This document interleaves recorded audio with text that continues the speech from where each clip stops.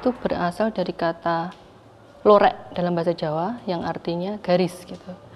Lurik juga berasal dari kata rik.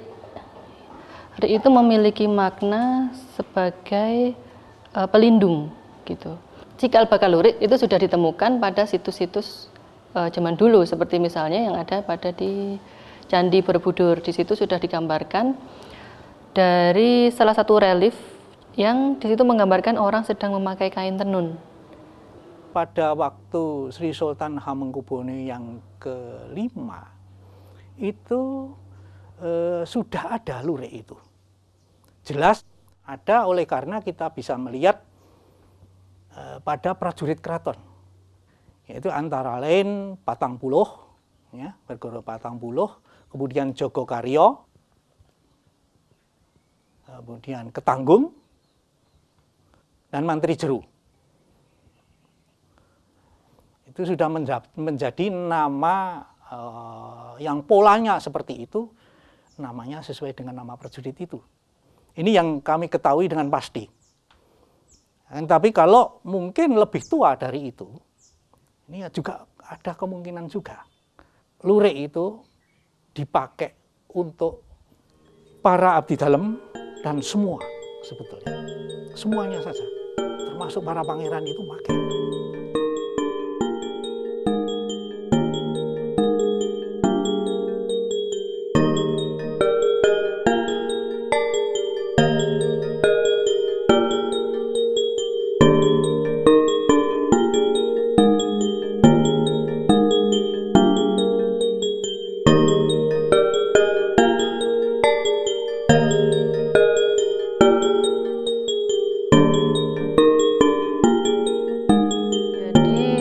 Kalau dilihat dari perkembangannya, pada awalnya motif lurik itu hanya ada dua warna, yaitu hitam dan putih.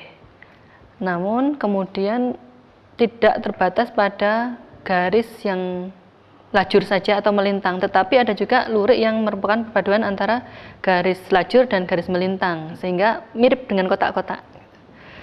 Dan mengenai maknanya, untuk masyarakat dahulu itu motif kotak-kotak yang berwarna hitam putih itu mengandung makna sebagai penolak bala. Kemudian untuk motif yang lain, yaitu yang masih dipakai sampai sekarang, itu motif corak telupat, yaitu perpaduan antara warna hitam dan biru tua yang terdiri dari 3 garis dan 4 garis. Jika dijumlah itu angka 7, itu karena angka 7 itu merupakan angka tertinggi untuk masyarakat Jawa, itu juga melambangkan kemakmuran untuk masyarakat, seperti itu. Mengenai pakaian para abdi dalam, itu sudah diatur sedemikian rupa. Kalau pakaian bawahnya, yaitu jaritnya itu harus batik. Tapi di atas bajunya itu adalah coraknya lurik. Lurik telupat. Telupat itu lirik-liriknya itu 3434 yang berarti kewulu minangka perpat. Nah, kewulu minangka perpat itu adalah berarti dipersaudarakan, ya. Dipersaudarakan satu sama lain. Kewulu minangka perpat. Saya ulangi lagi, ya. Nah, ini adalah ciptaan Sri Sultan Hamengkubuwono yang kelima. Lurik telupat itu warnanya biru tua. Biru tua itu dikandung maksud adalah warna yang mendalam. Jadi kalau laut itu bagian yang paling dalam itu biru tua. Kalau langit itu yang tinggi. Jadi itu mendalam maksudnya, ya, mendalam atau serius, sungguh-sungguh. Jadi pengabdian seorang abdi dalam itu dirasakan sebagai sesuatu yang sungguh-sungguh. Apalagi namanya ini, coraknya telupat, namanya pranaan. Pranaan itu adalah bagian yang terpenting dari seorang wanita, atau yang sering disebut sebagai rahim atau dalam bahasa Belandanya itu barmuder. Ya. Kemudian di lehernya ini ada kancing, itu 6 buah atau 3 pasang. Itu menggambarkan rukun iman. Sedang di bawahnya, yang di lengan ini ada 5, itu rukun Islam.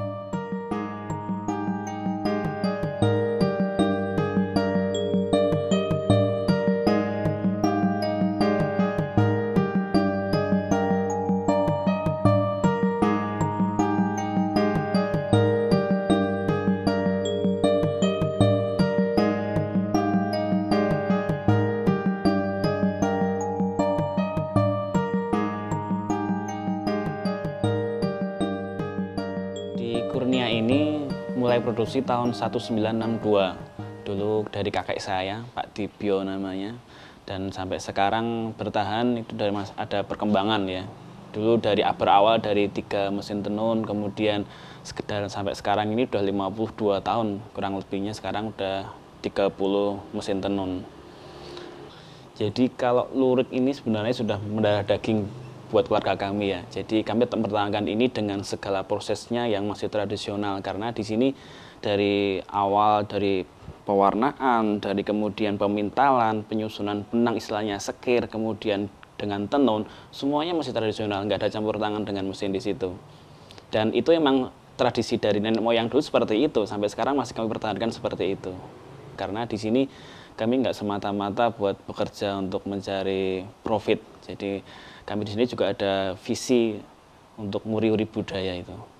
Kami memproduksi lurik sekitar Agustus 2008. Alasan kami memproduksi lurik karena kami melihat peluangnya masih ada dan pasarnya juga masih cukup lumayan.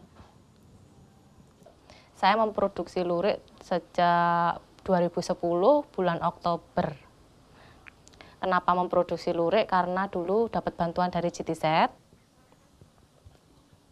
Kita diajak pelatihan di Balai Batik. Dari Balai Batik ajak pelatihan lurik, terus kita diajak studi banding di Medan.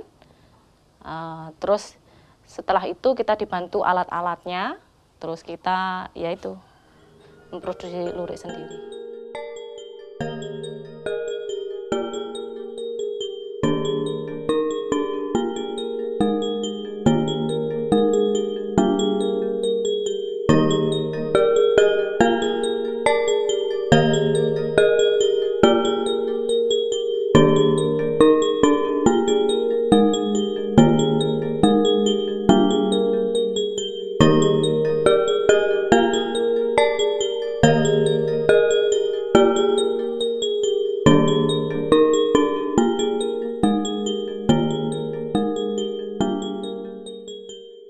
Kalau menurut saya ya bisa jadi saingan, tapi saya positif aja karena konsumen itu kan banyak yang suka mencari lurik itu yang ATBM, bukan yang mesin. Kalau yang mesin itu ya bagus, tapi banyak yang bilang printing gitu. Kalau yang asli itu kan malah yang dari mesin ATBM gitu, ada seninya katanya gitu.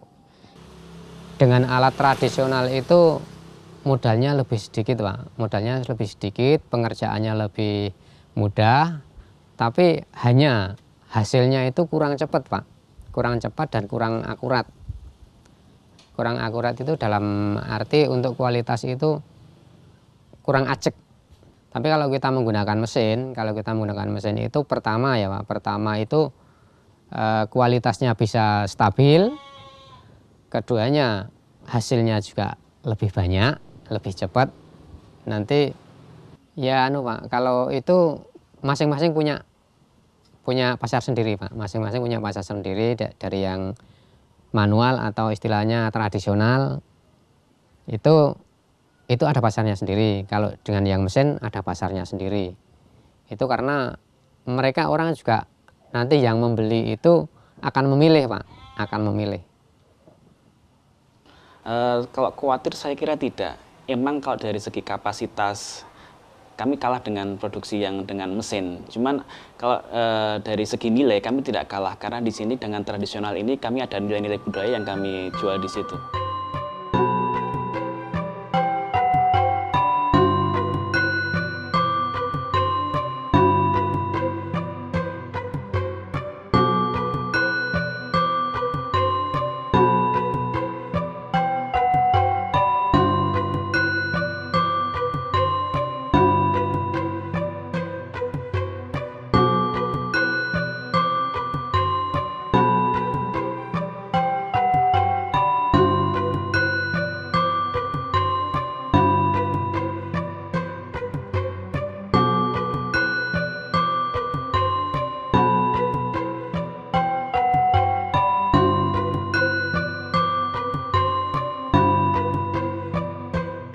Sebenarnya tidak selalu lurik.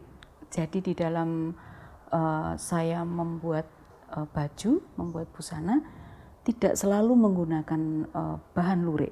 Tetapi kalau lurik menjadi perhatian saya, itu memang ya. Gitu. Sebetulnya memang ada pergeseran memang ketika kita bicara tren.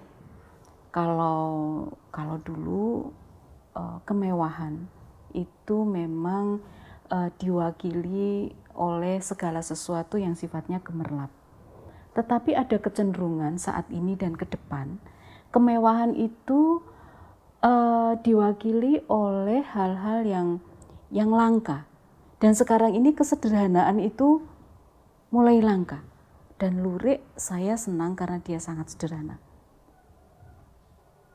Selama ini memang saya menggunakan lurik dikombinasi dengan bahan lain, baik itu bahan polos maupun bahan-bahan bermotif, contohnya batik. Tetapi lurik karena sifatnya yang sederhana, sebaiknya memang dikombinasi dengan material yang sederhana juga, walaupun itu sutra.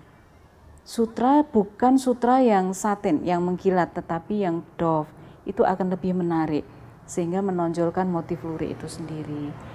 Pewarnaan menurut saya yang tradisional maupun yang baru banyak yang menarik. Masyarakat memang melihat lurik itu biasanya berwarna gelap, hitam, kemudian biru tua, kemudian coklat tua. Tetapi sebetulnya tidak begitu. Di zaman dulu dari penelitian kami di beberapa museum yang sudah tidak dikenal masyarakat, itu ada beberapa lurik yang sebenarnya warnanya sangat cerah. Jadi misalnya seperti kluwung bahasa Jawa, kalau bahasa Indonesianya pelangi, ada lagi kembang nanas ya seperti ini, kembang nanas itu juga cerah, kuning dan hitam. Saya pikir kalau warnanya itu lebih diperkuat, itu akan bagus, tidak luntur, tidak menyusut, kira-kira begitu. Jadi kalau kita ingin menyentuh sesuatu apapun itu, lurik adalah salah satunya. Memang ada 3 hal yang harus diperhatikan atau yang harus dikerjakan gitu bersama-sama. Dibangun SDM-nya, kemudian dibangun bisnisnya, kemudian yang ketiga adalah dibangun citranya. Nah, fashion show ini sebetulnya membangun citra.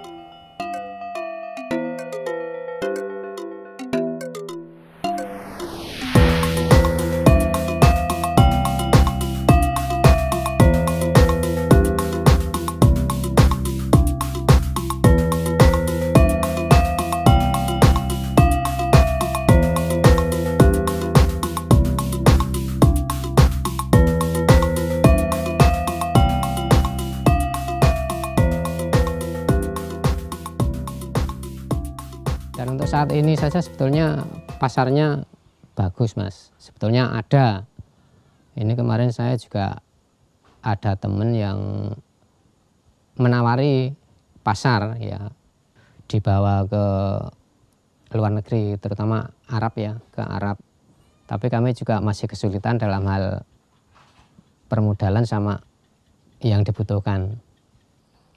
Kalau masalah penghasilan memang belum signifikan naik ya, karena tenun lurik ini di Desa Kembangan juga baru berdiri 4 tahun ini. Mungkin banyak orang yang belum tahu. Nah, kalau kami ini bertahan karena sekarang bisa dilihat aja. Jadi orang yang memakai lurik, memakai surjan, memakai kebaya itu bisa dihitung. Cuman di sini kami melakukan inovasi gimana caranya lurik ini bisa tetap digunakan. Jadi ada desainer terlibat di situ, kemudian lurik mulai masuk ke fashion. Jadi tidak semata-mata dulu kadang kesannya lurik itu hanya untuk kusir andong katakanlah seperti itu. Sekarang ternyata bisa desainer masuk situ, kemudian lurik ini menjadi daya jualnya tinggi dan lain-lain kayak gitu. Untuk penghidupan sehari-hari, saya berdagang lurik ini ternyata juga bisa untuk menghidupi satu keluarga. Saya anaknya 2, suami, anak, dan anak 2. Itu bisa untuk menyekolahkan, untuk bermasyarakat, sampai anak saya bisa kuliah.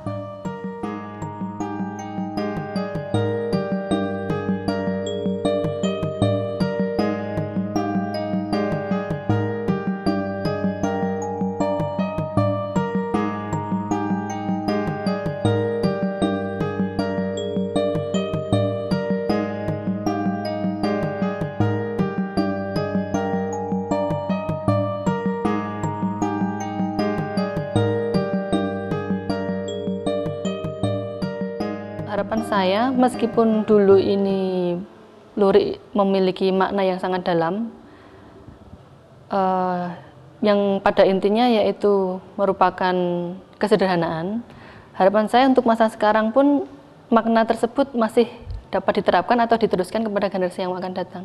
Jadi hal ini memang pada hal-hal yang dasar ini perlu dipertahankan, dan kami yakin dengan dipertahankannya pakaian lurik ini akan meningkatkan kesejahteraan masyarakat. Maka kewajiban bangsa ini untuk selalu mengingat budaya kita, termasuk lurik ini, agar dihidupkan.